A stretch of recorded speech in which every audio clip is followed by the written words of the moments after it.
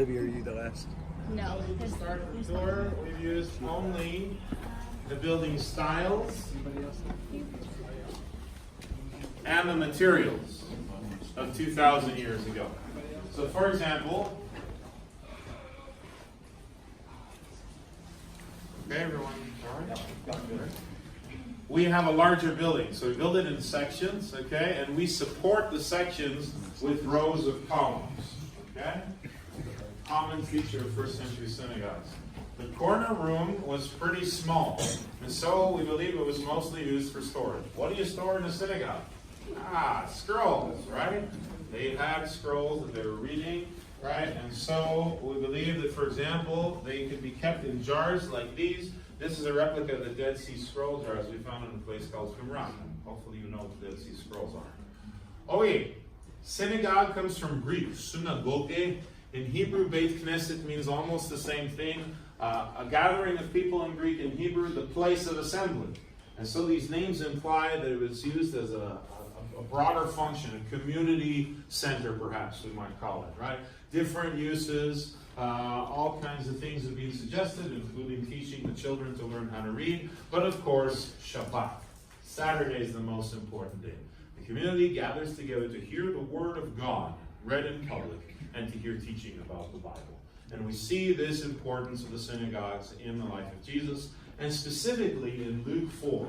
Jesus comes back to Nazareth, where he grew up, to the synagogue on the Sabbath day, as was his custom. He stands up to read. He's handed the scroll of Isaiah. He opens up, and he finds where it says, "The Spirit of the Lord is upon me, because he has anointed me to preach good news to the poor. He has sent me to proclaim liberty to the captives, the recovery of sight to the blind, to set those who are oppressed free, and declare the year of God's favor." He rolls up the scroll, he gives it back to the attendant, and he sits down, and he begins to teach. And the first thing he says is, "Today, these scriptures have been fulfilled in your hearing." Now, the first reaction is actually rather positive. Many of them are saying, look at these gracious words that are coming out of his mouth. But their positive reaction doesn't last very long. Remember what happens a few minutes later? They get furious with Jesus and they want to chuck him off a cliff and kill him. Wait a minute, what changed their minds so quickly and so drastically? Remember what Jesus teaches about? Jesus gives two examples of faith and God's miraculous intervention for non-Jewish people.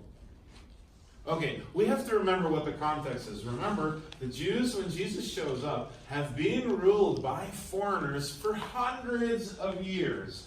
And it's been hard. There's been lots of wars. Now the Romans that are ruling them now are brutal. They're famous for being brutal.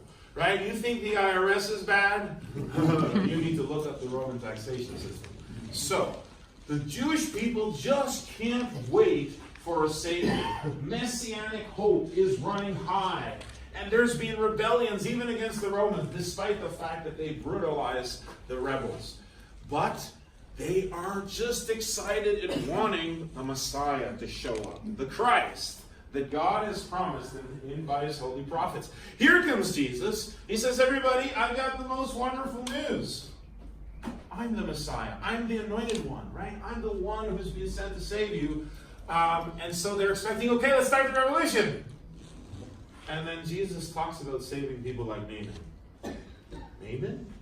Naaman was the general of the enemy army, and he was a leper, and God heals him. What are you saying, Jesus? You're planning to heal and save our worst enemies?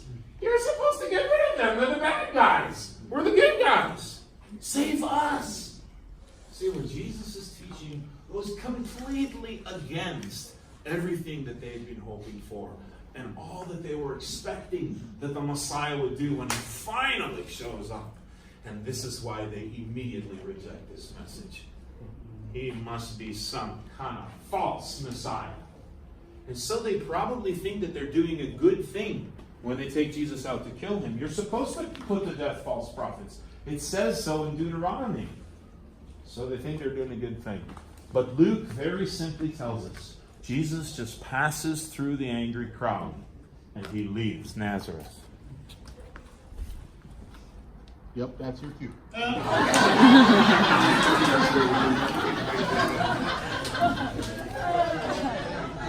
All right. We've got two exits. There's a stairwell on the left. There's a ramp on the right. Let's use both because we're a big group. Let's not get stuck.